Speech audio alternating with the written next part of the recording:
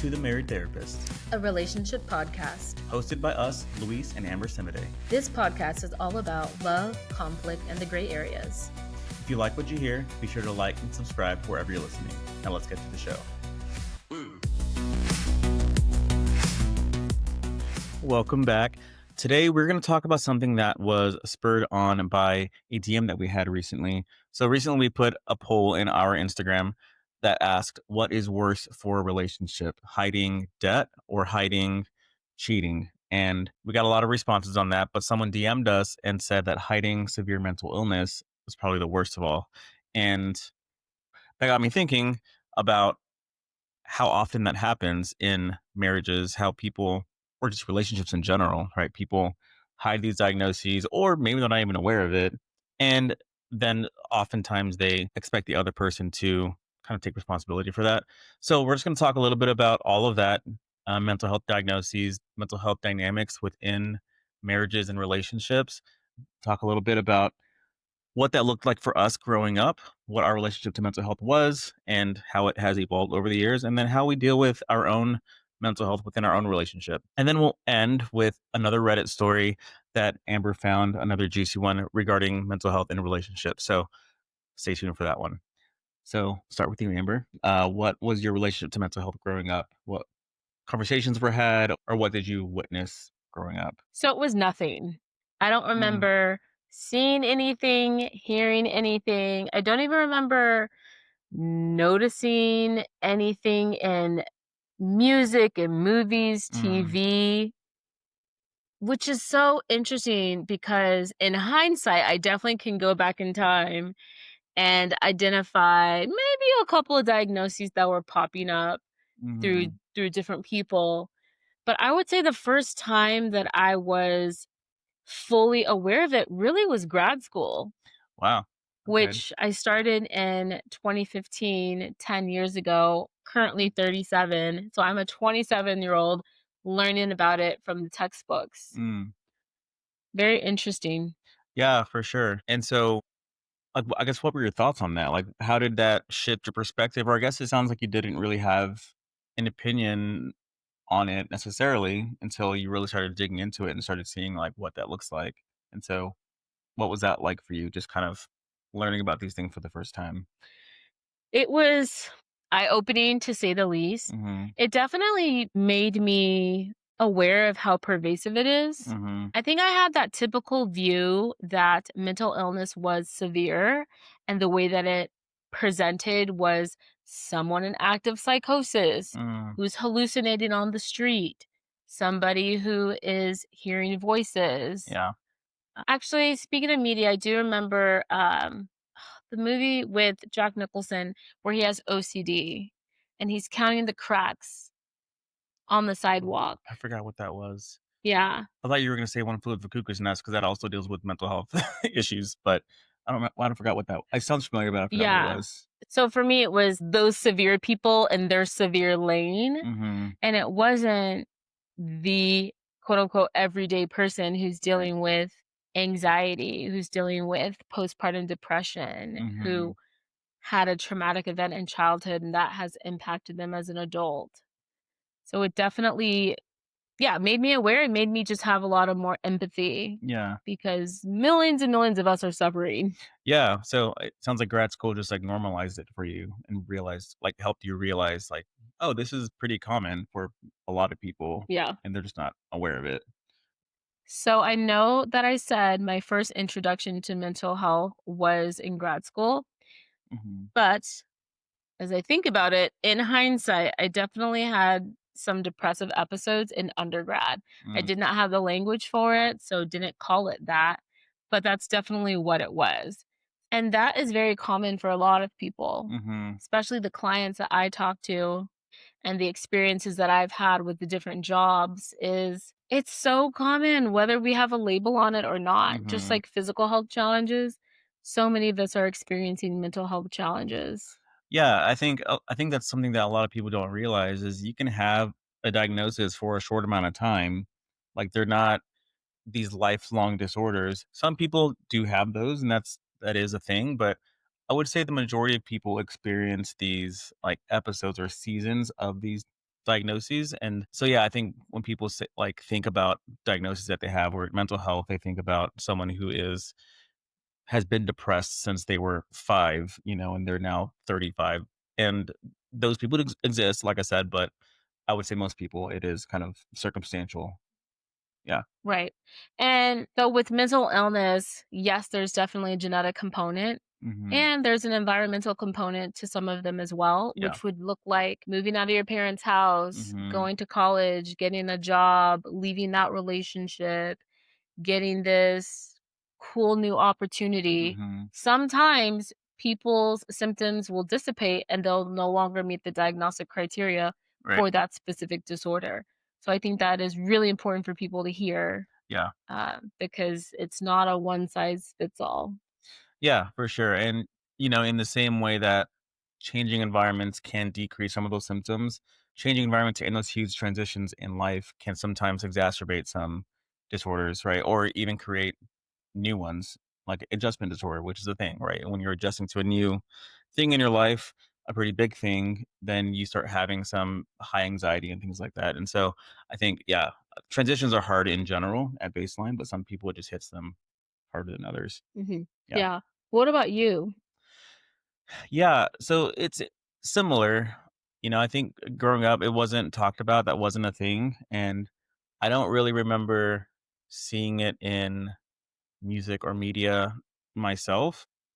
The first time I remember anything about it probably was when I read a book in high school, The Bell Jar by Sylvia Plath, and it really painted this picture of depression really clearly. And that was a common theme throughout that entire book. And it was semi autobiographical of the author who tragically died by suicide. But it was the first picture that I saw that humanized it because you're getting this fully fleshed out character and seeing how depression looks in her life. And I think I really resonated with that book because I saw myself a lot in that. And it's still one of my favorite books to this day. I have it on my bookshelf. But that was the first time that I was like, oh, that sounds like what has happened with me before. And again, I didn't label it myself, like, I didn't say, like, "Oh, I have depression," or, "I've dealt with depression," but I started to kinda get some of those early signs of, like, I think that's something that I deal with. But as far as how it was taught, what it was talked about, all of that, like, that it just didn't happen growing up. And, uh, again, it's partly society, right? It just wasn't talked about in society at large as much in the '90s, early 2000s. I mean, obviously, people knew about it, but it just wasn't as widely accessible as it is now. And realistically, in my family, and this is kind of a cultural piece in Hispanic families in general. I know in Black families too. And this isn't, in every case, but in general, you tend to see there's a stigma against mental health. It's a lot of it is like, oh, just talk to your mom about it, talk to your dad about it, talk to your grandma. It's just like, oh, you just need to get a good meal. There's like all these little remedies to try to rectify things, but mental health just isn't seen as like a real thing. And that's something that I see a lot in the kids that I work with too, because San Antonio is predominantly Hispanic, and so a lot of the parents and grandparents come with that same mindset a lot of times. And so there is a little bit of education that has to happen that, sometimes these things happen. It's real. Your kid isn't making it up, and so yeah, so I think growing up, that's kind of how it presented for me too. And in retrospect too, I definitely see some signs of anxiety even from an early age, like elementary school, because I my mind would just spin. There were moments when I would be just thinking myself to tears, just nothing, like I remember there was time in Hawaii we were driving home and there was this fire on the hill and I just started thinking about the fire, started thinking about all the people in it, started thinking about if that was me, started thinking about like all these things. And I'm just like crying in the back seat. Just like, so like my mind would just spin all the time growing up. And I didn't recognize that as anxiety until fast forward. We mentioned in another podcast when I once for Australia and all of that. And that was the first time I was diagnosed with generalized anxiety disorder, 2018. And yeah, so that's just kind of what that looked like. And starting really in high school when I read The Bell Jar and even One Flew Over the Cuckoo's Nest, and there was like Grapes of Wrath. Like there's all these different things dealing with like mental health and even like alcoholism and all the things that go along with that. It just provided more context to things and it didn't, for me anyway, it took away the stigma from these mental health diagnoses or challenges. And it really started to build this empathy that kind of laid the foundation for the field that I'm in now. So that's kind of how that progressed for me. No, thank you for sharing because I definitely was going to mention cultural components, Hmm. with yours being from a Puerto Rican household and mine being from a Christian Mm, yeah. aspect, because that's a whole culture in and of itself. Hmm. And it's all about praying without ceasing. That was a message that was heavily preached. And so, especially if you're in pain or if you're physically sick, go ahead and pray, get anointed with Hmm. oil, gather the community around. Yeah. And in hindsight, I would imagine that people were also praying for people that had mental illness. So, yeah, there's a reason why I never really saw it. It was just kind of hush hush. Now, if somebody is in a wheelchair or a broken arm, Right. or somebody has cancer or liver problems, anything like that, I can imagine people would rally around them and do whatever they had to do to Hmm. align their faith with them so that the person can experience a miracle. But I have a sneaky suspicion if somebody was dealing with trauma, anxiety, depression, OCD, psychosis, maybe Hmm. there would be some hesitation. Yeah. And that reminds me also that a lot of the times people essentially would say you don't have a lot of faith. Right. The reason why you have these issues is because there's something going on within you, Yeah. which I can only imagine how damaging that was for someone to hear. Yeah. And Or like there's so, sin in your life and that's why these things are happening to you. And it's like, what? right. Yeah. So if I know that that has happened for people with physical health Mhm. issues, I would bet money that it was even more rampant with people that had mental health issues. Yeah. And so what do? You probably stop talking to those people Yeah. because you realize you don't have any support. People basically are kind of gaslighting you. Yeah. And gaslighting is that psychological manipulation making you question your own reality. Hmm. You're not sick. You don't have issues. It's not Yeah. that bad. You just got to change the way you look at things. It's like, what? Yeah, Yeah. that toxic positivity. So, said that to say, yeah, no wonder why it wasn't even something that I Yeah. was exposed to as a kid, because just pray and Hmm. you'll be good. Yeah, there was a book that I read a few years ago, and I can link it in our YouTube and in Spotify. But there's a book that I read called "Anxiety, Depression, and Other Things That We Don't Talk About," and it was the author is also a therapist and he's also a pastor. So he had a really, and he's also a co-sufferer. Is kind of what he called himself. He has these diagnoses also. I think he had bipolar one or bipolar two, but yeah, it was a really incredible book with that perspective because he heard all those things growing up that you're supposed to just pray these things away or you don't have enough faith. Like, why are you going to a therapist? Just go to your pastor. Like, why are you taking meds? Like, just, all these things. And that was so stigmatized for him. So, anyway, if anyone is listening that is a Christian or you fall into some faith that doesn't align with mental health, I recommend that book. Again, it comes from a Christian perspective, but I think it's good to just see that different perspective of how faith and mental health can coincide. It normalizes everything. Yeah, for sure. And I can imagine it would be very validating for someone going through that. Mhm.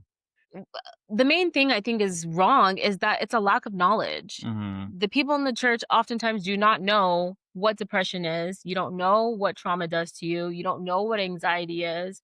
And so we just have this knee jerk reaction of let's pray and Mhm. increase your faith. I think if we, and there are some people who do take the time to learn about it, which I always love. Yeah. I think if we took 2 seconds to do some research, Yeah. we would be able to serve our people better. If you're someone who's a pastor or in leadership, a parishioner, Yeah. you can be able to help your neighbor. Yeah, for sure. And don't get me wrong, like I do I see the value in prayer. Like I don't discount that completely. There's a quote from Donald Miller, I mentioned him. He's an author, I mentioned him in another episode. And he said, sometimes we pray for healing and God sends us people, and it's those people that bring that sense of belonging, that bring that sense of peace and all of that. So I think people expect this just miracle to happen. And sure, that can happen, and there are so many resources out there that people can bring to you that are accessible to you that I know are helpful and beneficial and not against God. So, I mean, I think that's a whole different episode that we can probably have a whole thing on, just how faith and mental health intertwine. But regarding our relationship and regarding all of that, it's been interesting to see how that has played out in our relationship and in relationships in the past too, because I know both of us have experience with dealing with mental health on some level in other relationships. So I guess I'll ask you, what is your experience with mental health within relationships and how has that played out for you? So my first marriage was when I got a front row seat to mental illness. Hmm. So I started grad school in January of 2015, where I did learn a lot about it. Hmm. Fast forward to fall of 2016 is when I met him in grad school. Our whole thing of dating was about 3 months, then we got married, and essentially, as soon as we got married is when all hell broke loose, Hmm. and at the time, I had no idea what was going on. Yeah.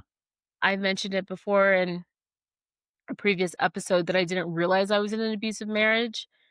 In addition to not knowing that, I didn't know what was wrong with him. Yeah. You knew I something was off, but you just didn't know what it was. You didn't know a name for it. Right. In Yeah. hindsight, I recognized he was gaslighting me a ton. Hmm. He was severely emotionally dysregulated. He had anger problems. He was suicidal often. Hmm. Those were kind of the main things that I experienced. And again, even though I had this head knowledge about mental illnesses, I was so close to the situation. I Hmm. just didn't have a name for it. And upon reflection, it's of my belief that he has borderline personality disorder Hmm. or BPD. Yeah. Yeah, and so and I know that was really difficult to deal with. One, because you didn't know what was happening, but also just dealing with it and feeling like there was responsibility on your shoulders to do something about it. Because it's like, this is your husband, and he's having all these challenges, and then he's asking me to do all these things, so I don't know if I should do those for him or, I know there was a lot going on with that. Yeah, there was a ton. I was always confused, just struggling Mhm, from all sides while still going to classes at night and doing an internship mhm, with pediatric transplant and having a part-time job nights and weekends. yeah. So yeah, I was definitely drowning. Yeah, no, and again, I'm sorry that you went through that, and I'm glad that you made it out because you are here with me now, and it's been great. Um, Thank you. yeah, you're welcome. So what about you? What was your exposure to mental illness and relationships? Well, for me, it's really been me that has had the mental health things. So again, at the time in my previous marriage, I knew I dealt with generalized anxiety disorder and depression. I didn't know I had ADHD at that time. So for me, I was doing what I needed to do. I was in therapy and I was communicating the things that I needed from her to help out with things. So I knew what worked for me. I lived on my own for however long it was, and I knew the things that I needed. And again, try to communicate those, and then it was just kind of shot down. So then I'm thinking, well, okay, I have to deal with all of this stuff. And it's a fine line, right? I think it's very easy for someone with a mental health diagnosis to put the responsibility on the other person to give them everything that they need without putting any effort in themselves, just kind of being the taker in the relationship or playing the victim all the time. But that wasn't the case with my situation because like I said, I was in therapy and I knew what my needs were and I was communicating them. They just weren't being met because for her, she's like, that's not my responsibility. So there's a phrase that a therapist used with me one time. He said, when you are married, you're not responsible for someone's emotions, you're responsible to them. Right. So you can have an effect on things that they do, the things that they don't do, things that they feel. And whenever they do feel these things, you don't have to take ownership of them. So it's kind of nuanced, but I think that's one thing that my ex just wasn't really willing to do. So that's kind of what that was like for me. So she was actually diagnosed with bipolar disorder and she said it wasn't true. So she just denied that it was real. And she's like, "That's why I don't like going to therapists because they always diagnose me with something." It's like, well, probably because you have a diagnosis. But If the shoe fits. right. And she took meds for a little bit. And that's the thing. I tell kids all the time and their parents that if you get a bipolar diagnosis, it's not the end of the world. It's not a death sentence. There are millions of people who live with bipolar every day, and it's totally manageable with medication, with therapy. And there are people probably that we all know that have bipolar disorder that we would never know. So I say all that to say for her to just decline taking meds, like deny the diagnosis, she just didn't want the stigma because I think she felt some type of way about it. But then in turn, it created a lot more challenges in our relationship. And because of that, I was to blame for all these things based on what her mood was for that day. And that was just really difficult for me to manage because I'm just like, I am very much the same every day.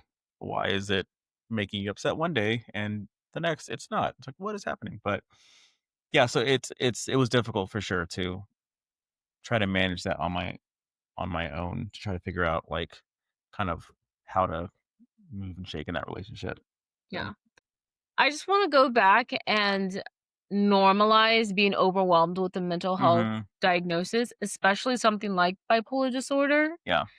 Yes, millions of people have it, and it's still a large pill to swallow, especially because of how it's portrayed in the Right. media or someone's grandpa or someone's cousin has it. And Mhm. oftentimes, unfortunately, they're just portrayed in a bad light. They're the Right. crazy person, Yeah. particularly when they're experiencing mania, Yeah. completely unhinged and Just like reckless behavior. right. Yeah. So let's be real. If you have anxiety, I feel like that's the one where most people are Or like okay with. yeah, Yeah. because people swap anxiety out with stress and Yeah. they say everybody's stressed. Mhm. They're very different things, but people lump those 2 together and it's like, "Oh, yeah, you have that, Mhm. I have this, we're good." So, yeah, there's a few lighter mental health diagnoses, but something like bipolar is not typically in that category. Right. So I just wanted to throw that out there, especially for somebody listening who may be experiencing it themselves or may know someone who has struggled with it. Yeah. No, and thank you for that clarification. And just to add to that, it's not wrong to be scared. It's not wrong to be upset that you have this diagnosis. It's not wrong to be shocked or to be, surprised or anything like that. I think where the challenge comes in is when you completely deny it because bipolar has diagnostic criteria for a reason. And if you meet that criteria, that says that it is disrupting your daily living, right? And not just yours, but the people around you. So if you are going to continue to deny it, not only will it make your life more difficult, but just the people around you too. So I think yes, it's important to grieve that and to let yourself feel those things and to start taking it seriously and take care of it because like I said, it is manageable. It's not the end of the world. It just takes you kind of actually putting in the work to manage it yourself. Yeah, and that is a perfect segue into talking about how the onus is on you as Mhm. the sufferer to care for yourself. Yeah, you get this bipolar diagnosis, it's heavy. That's what therapy's for. A Mhm. therapist can walk you through it. That's Yeah. what medication is there for. There's so many different ways that you can help yourself. Mhm. But yeah, someone like you who was in that situation, it's just like, I don't really know what's going on here because we have all these issues that are exacerbated by the fact that you are not properly medicated. You're not working on yourself in the way that you should. Yeah. No, for sure. And so I think, for us, I guess we can talk about how that looks in our relationship now. For me, I've mentioned it before, I have generalized anxiety disorder, GAD, and ADHD, and wouldn't meet the diagnostic criteria for depression right now. But yeah, I do have little depressive episodes every once in a while where it's like a couple days here, a couple days there. But yeah, it hasn't happened in months at this point. But yeah, I'm aware of it, and I know what I need to do in order to manage that. And because I know that, I can communicate to you what's happening with me and how you can best support me. And I think that's an important piece right there, because the person without the diagnosis shouldn't be the one making plans of how they should support their person. That's the onus is on the person with the diagnosis. Like, hey, this is what really helps. And you're great about that. When I've with ADHD and with anxiety, that predictability is really important, structure is really important, and so if something is changing, you make sure to just let me know ahead of time, right? And not just do it anyway, and then I struggle. It's like, well, get over it. It would be like an alcoholic who struggles with alcoholism saying like, "Hey, it would be really helpful if there was no alcohol in the house." Like, "Okay, cool, I can do that for you." What you shouldn't do is be like, "I'm gonna have alcohol in the house anyway. If you can handle it, you gotta deal with that." It's like, "No, I'm telling you what's helpful for me. So, it would be nice if you did that because you care about me and not make my life more difficult." But, I think some people just don't really see it that way, unfortunately. And to that, I would say, if you're in a partnership like that and that's too much for you, leave. Yeah, for sure. You wouldn't be a bad person for doing that. Mhm. It becomes problematic when you just say what you just said. Yeah. We all are out here just doing our best and figuring it out. And as an alcoholic, of course, you're not going to want to have alcohol in the home if Mhm. you're on your sobriety journey. But not everybody is down to do that. There are millions of us who do drink Mhm. socially. We don't have a Right. dependence on alcohol, so it could just be incompatibility. Yeah, and I think the person without the diagnosis, if they choose to stay, there can just be resentment build up. It's like, I have to walk on eggshells. I have to change my whole life in order to meet your needs. It's like, you don't have to, you're choosing to. And I'm just telling you what's helpful for me. And if that's too much, let me know and we're not compatible. Right. Because I think, and that's one of the reasons why it's so important to be honest, especially early on in the relationship, especially if you know you have a diagnosis, to share that, because for some people it is too much. And like you said, it's not wrong to say that it's too much because we don't know their history, right? If you had this abusive mom with alcoholism, being with someone who struggles with alcoholism probably isn't great for you because it triggers you and all that stuff. So it's not saying that you're too much because you're an alcoholic, so you're a bad person. It's saying I'm like, I cannot deal with that because of my experience, not because of who you are as a person. And it doesn't even have to be an experience with an alcoholic mom. Right. Yeah. I it could just be this is a lot. Yeah. Maybe before the alcoholic admits they're an alcoholic, they were in denial for a long time. Maybe they spent this life savings on Mhm. drinks. Maybe you found lots of drinks around the house Right. and they denied it. It's so many other things that could have happened before that. So then at that moment of, hey, can't have alcohol in the house, totally normal to be like, okay, Mhm. get that, period. It's Yeah. just not going to work out for me. Yeah, for sure. So I think, yes, the onus is on the person to communicate what they need and what's helpful for them, and the onus is on the other person too to see if like that's something they're willing to deal with, not deal with, but willing to live with, right? So some of the things that I do, right? Like I go to therapy. because I know I have these things going on. I take my meds regularly because I know if I don't, it makes things difficult for me and for you, right? So there's things that I do specifically that I know that are helpful for me that I'm going to take ownership of and do. And I don't expect you to have to remind me to do those things because you're not my mom, right? You're not my caretaker. You are my wife, and you support me in that journey, but you are not leading that journey for me. Yes, exactly. I'm supportive character. Yeah. And so what that looks like is reminding you to set an alarm. Hmm. If I see that you're focused on something, you've got that tunnel vision going on and we need to be doing something else. Hey, we can deal with this later. Let's go ahead and take care of this. So it's things like that. Hmm. Because I think that's important to say because if you're in a relationship with someone who does have a mental illness, you could be like, "Oh, too much. Hands up. Right. You got to take care of yourself. I'm not your therapist. I'm not your mom." But Hmm. to that, I would say, hold on. Yeah. If we think of love, if we think of care and support, Partnership. yes. Yeah. What does that look like? And I love to equate mental illness with physical illness. Hmm. If somebody has the flu, if somebody has a broken leg, if somebody has arthritis, you're going to go ahead and support them. You're going Yeah. to get them food. You're going to drive them places. Right. And so, in what way can we support someone with a mental illness? So it just really depends on the person, but I would if it was a client of mine, I would implore them to be introspective and figure out, Yeah. like, what do you have the capacity for? And once you figure that out, implement that. Yeah. For sure. Thank you for sharing your journey. For me, I did get a PTSD diagnosis a couple years Hmm. ago from my therapist at the time. And we did do EMDR as well as inner child work. And that was really Hmm. helpful. I was in remission though for a good amount of time. However, I've recently gone through some things and realized I do meet the diagnostic criteria for Hmm. that again. So it just goes back to what we were talking Yeah.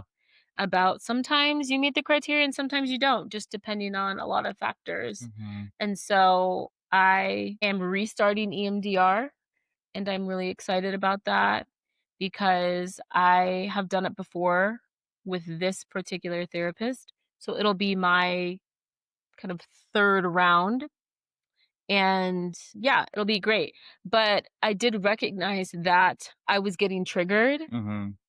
and that was truly debilitating at Yeah. certain points. And I quickly was like, okay, I need to talk to my therapist. We need to tap this in, is what we call it. Hmm. Because in the EMDR that I'm doing, I tap my shoulders. EMDR stands for eye movement, desensitization, reprocessing, and tapping is a big component. So we just call it, you got to tap this in. Yeah. So again, onus is on the person who has the challenges. I recognized it and I did something about it. Yeah. So I'm leading, and then you are being a great support. Yeah. For sure. Like I know early on before you did EMDR and all that, I know movies and shows dealing with domestic violence were really triggering for you. So it would be awful of me to be like, "Well, I'm gonna watch it anyway. I wanna watch it. That's your thing to deal with. Like, you can watch it or not." It's like, that what? No. Like, you are someone that I love and care about. I'm not gonna do something to intentionally trigger you. It's it sounds pretty simple, but you'd be surprised how common it is to have that mindset. It's like, I'm gonna live my life. I'm not gonna move my life around for your mental health stuff. You deal with that. And it's like, that's not loving, you know? So, Not at all. and you are really great about communicating it because I only knew that because you communicated it and not in an ugly or abrasive way or anything like that. You're just like, "Hey, I notice when I watch these things, I get really triggered. So can we just not watch things with that?" I'm like, "Oh yeah, for sure. We're not I don't need to do that." So, so thank you for communicating well. Of course. You Yeah. too. Yeah, thank you. So, do you want to go into the Reddit story now? Yes. So we have this Reddit story. I haven't even heard this, so this will be first time I'm hearing it. So go ahead and let us know what this crazy scenario is. Okay, this title is My Boyfriend Won't Help Himself and I'm Getting Tired of Helping Him. My boyfriend, 23, and I, 22 female, have been dating for 3 years. We met in college and just recently graduated in June. He got a degree in engineering. While in school, he had a couple of internships for various companies and quickly realized he hated engineering. But he was so close to finishing, he didn't want to have to be in school for 6 years. So he just got his degree and tacked on a minor so he could possibly explore that field later. After graduation, we moved states so I could go to med school. We essentially moved from his home, where our alma mater is, to my home, where my graduate school is. This made the transition for me pretty easy, but pretty difficult for him. He started looking for jobs once we moved and essentially landed his dream job as an engineer for a company that he idolized since he was a child. I was worried about him getting a job as an engineer because he had already tried it and realized he hated it. But since it was literally his dream, he decided to try it out. His mindset was maybe he'll fall in love with it or he'll hate it and finally decide engineering isn't for him and start a new career path. He's been working there for 4 months. He absolutely hates it. Surprise, surprise. His anxiety is off the charts. He comes home in tears. His OCD is unmanageable. He has crazy mood swings. He leaves work in tears. He calls me practically every day at lunch in tears and panicking. I do my best to talk him down, but there's only so much I can do. I tell him to make an appointment with a therapist, but he's petrified they're going to just prescribe pills. He doesn't want to be medicated. I have nothing against it and really think it would benefit him, but he is very against it. I tell him therapy is much more than that, but he doesn't think he's going to be able to open up to a stranger or they're just going to prescribe pills. I don't know what to do anymore. He's not the same person. I told him to quit the job, but he feels like he's letting everyone down. I tell him it doesn't matter what other people think. The job has great pay, and we wouldn't be able to afford living here if it weren't for this job. I say we can downsize. He says quitting isn't an option. He needs therapy. I cannot be his therapist anymore. It's affecting our relationship. I'm becoming emotionally exhausted. I have so much work in med school, but I'm constantly trying to help him. I'm having a very hard time convincing him to go or do anything to help himself.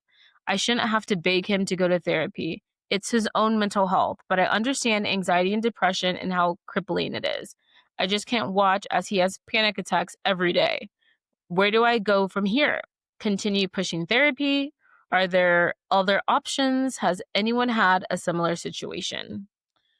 Sheesh. I feel really bad for her. But yeah, lots of things happening there. He needs to go to therapy. I mean, that's baseline. Like that's point blank period. You need to go to therapy. You can't just think your way out of OCD and anxiety, especially without a therapist with you. I think the fact that he is so close minded, he has a very clear picture of what he thinks therapy is without even trying it. Because the thing is, when you go to a therapist, you are leading it. You are telling them what you want, what you don't want. And so if you go into a therapist, say like, "Hey, I'm really apprehensive about this. From my experience, I feel like people would just prescribe me meds, so I don't want meds to be the first option." Your therapist, a good therapist, should respect that and be like, "Okay, yeah, we won't go the med route right away." Yeah, and most therapists can't prescribe medication anyway.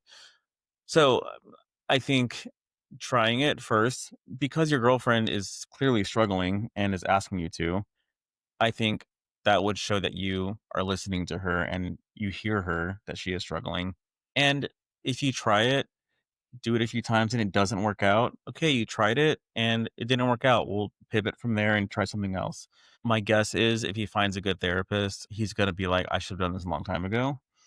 But yeah, he cannot continue to do this because right now he's prioritizing what other people think than what his girlfriend is feeling right now, which is problematic on a lot of different levels.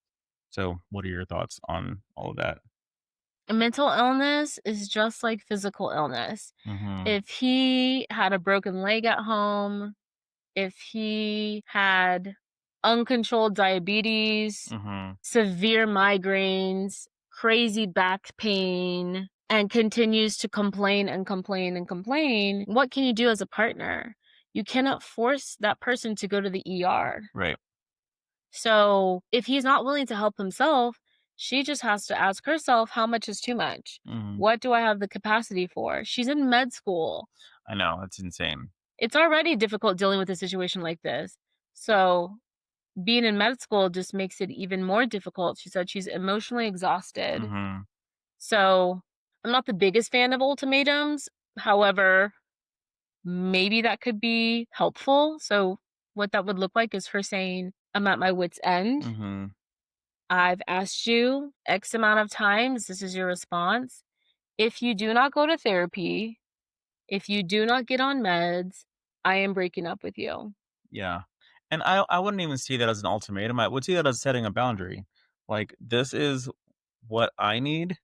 If you cannot do this, I need to do what I can do and step out of the relationship because I can't control you. And the thing that I can do is control myself. So if this is going to continue to happen, this is what I'm going to do. You can do whatever you want, but just know that this is how I'm going to respond if you do this, that, and the other. So,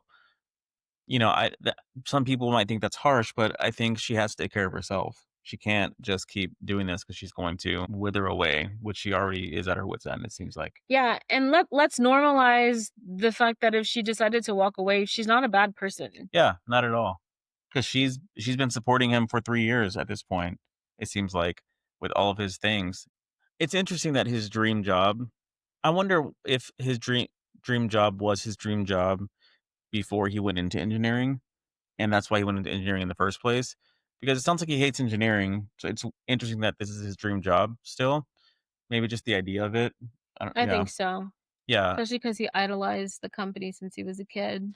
Yeah, so but it's I I had this image of, like, someone who is severely allergic to pollen wanting to be a beekeeper. It's like, that's not a great job for you, man. Like, this is clearly stressful. This is clearly exacerbating your challenges. Why are you putting yourself in that environment? And he's just like, "Oh, I feel bad. I'm gonna make them upset." It's like, "Okay, but you're literally dying right now, and your girlfriend is dying supporting you. So, what's your priority right now?" And therapy can help him unpack that. Yeah. Maybe it was dad, uncle, grandpa who were all engineers Mhm. and people put them on a pedestal. They were the ones walking around with all the money and the confidence and the cars and all the fancy things in life. Mhm. And so that is who you wanted to be. It Yeah. was super aspirational. And then maybe it's just a rude awakening. Mhm. I'm not that. I'm not set up for that. But that's okay. We all are different. Right. Kind of like coming from a family of doctors and then you're an undergrad taking all of these prereqs and you just Mhm. realize, I'm not set up for this. I actually want to be an artist. That would Yeah. be very difficult because legacy is important and prestige and things like that. So, yeah, a therapist can really walk you through that because I think it's about, if I had to guess, this identity Mhm. and worth and value. 'Cause this is the life that he has pictured his whole life, so he can't imagine life without it, which kinda goes in line with anxiety and OCD. Like, you kinda get hyper fixated on that one image of things that it's hard to see anything else besides that. But, yeah, I mean, they're still young. They're 22 and 23, and I know when you're 22 and 23, you still feel like, you are old enough to do whatever, but, I think this is not the end of the road for her or for him. He has to just do what he needs to do to help himself out. But the reality is this isn't gonna change. There's gonna be more stressful moments in their life if they stay together. So, if this is how he's handling stress right now, if they decide to get married, that's a stressful experience. If they decide to have kids, that's a stressful experience. If there's so many different opportunities for stress to come up, and so if he's not building those coping skills, building that resilience in himself now or those skills in him now, he's not gonna have them in the future either. So, I think for her, this is a good time to either see that he's going to change and be able to handle himself or be like, "This is how it's gonna be. I don't wanna be a part of that life." Yeah. Yeah. And who's to say, let's say she leaves and fast forward a couple years, they somehow reconnect and he's gotten years of therapy and meds. Maybe you can reestablish your relationship. Just Hmm. because it may not work out now doesn't mean it's never going to work out. Right. I do think, though, if she decides to leave, the focus should be on med school. And then if and when she's ready, she can open up herself to someone else. But essentially, keep the door of him closed Hmm. until he could reach out and demonstrate true change. Right. But we need Yeah. time because sometimes people are trying to, oh, I'm in therapy now. Let's get back together. Yeah. It's been 2 weeks. No, I would say at least a year.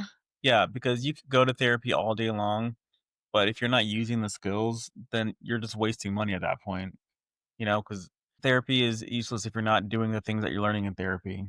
And opening up. If you're Yeah. not Yeah. vulnerable and laying it all out there every single week, you're only gonna go so far. We as therapists are not mind readers, so Yeah. I think most of us do a pretty good job, but we're only gonna be able to do strong work with the information that you present. Yeah, and the thing that you said before, and I say to a lot of my kids now is, we are not magicians, we are not Jesus, we cannot create miracles. Like we can walk alongside you as you are figuring your stuff out and help you navigate that world, but we cannot do the work for you. And so he's gonna have to really put in the work. So going to therapy is the first step. But yeah, like you said, that's not the end of the road. Like going to therapy, awesome. Let's see if you are actually putting in the work to help yourself outside of therapy. That's where the work happens outside of therapy. Yeah, and let's just say he doesn't wanna go to therapy for whatever reason. Read a book. Yeah, listen to podcasts, watch YouTube. Yeah. I always say that because there's a ton of resources out there that can help you. Join a support group. Mhm. What I heard is that, especially for men, you don't really like the word anxiety, but if there's a stress support group, Right. then people will show up. And so if you're doing any one of those things, that can also help. I do think therapy would be the best option, most Mhm. likely. However, you could still be able to move forward with your anxiety and OCD by educating yourself.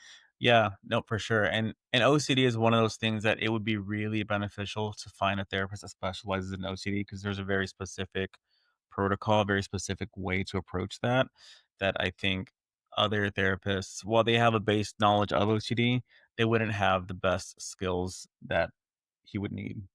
So, Psychology Today, look it up and find an OCD therapist and go that route. Yes, and speaking of that, another option for therapy for someone who's looking for something low cost, non-insurance is a company called Open Path Collective. Mhm. It's incredible. They have licensed therapists that can see you from anywhere between $40 to $70 for a session. And if you're open to going to a therapist who's getting their clinical hours, so called an associate or someone in clinical supervision, you could see them for $35 per session. Mhm. Not sponsored, Yeah. we just are huge fans of the company. So if that's something that you guys are interested in, check it out. That's openpathcollective.org. Or even I know people go to universities in their area because grad students are needing hours and all of that, and so a lot of them will do it for free or really cheap. So, again, you have to know what you're willing to work with, right? The people in grad school, the students, they're still learning, and I think sometimes they can be the best for you because everything is fresh in their brain and they know all the skills in that moment. So, I think there's a lot of resources out there, but yeah, like you said, therapy isn't the only option. I do think, again, like you said, this is the best option for him with OCD and anxiety. But yeah, support groups, reading something.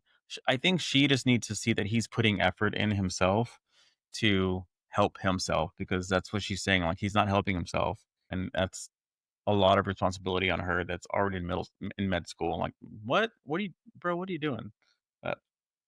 So, what are your guys' thoughts on that? Do you guys have any opinions on his situation? Do you guys have any examples of your own of a similar situation, either in your own life or in someone else's life? Let us know. Thank you guys, as always, for listening or watching. We truly appreciate it. If you are not subscribed, be sure to do that. Also, like, comment, share, and we will see you guys next time. Later.